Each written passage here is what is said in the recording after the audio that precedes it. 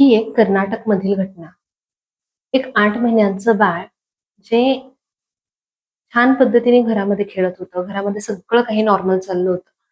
पण एक चार्जर जो सॉकेटला लावला होता आणि स्विच ऑन होता. ते बाळ खेळत, खेळत, खेळत, खेळत त्या चार्जरकडे गेलं.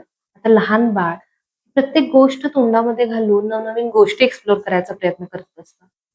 त्या बाळानेही तेच केलं. ती चार्जरची पिन तोंडामध्ये घातली आणि त्याला खूप मोठा इलेक्ट्रिक शॉक बसला. घरच्यांनी घाईघाईने बाळाला हॉस्पिटलमध्ये नेलं खरं. पण दुर्दैवाने डॉक्टरांनी त्यांच्या घरच्यांना सांगितलं की बाळाला नाही वाचवू शकलो. 10 सेकंदाची चुकी सुद्धा किती मोठ्या प्रमाणामध्ये नुकसान करू शकते. त्या दिवशी ते एक आयुष्य, एक मूल त्यांच्यामधून निघून गेलं. पण घरच्यांना न भरून निघणारी पोकळी निर्माण करून गेली. म्हणूनच ज्या घरांमध्ये लहान बाळ आहे, त्या घरामध्ये चार्जर, सॉकेट किंवा अनेक इलेक्ट्रिक वस्तू पडलेल्या असतात, तर त्या बाळाच्या हाताबाहेर किंवा आवाक्याबाहेर ठेवायला हव्या.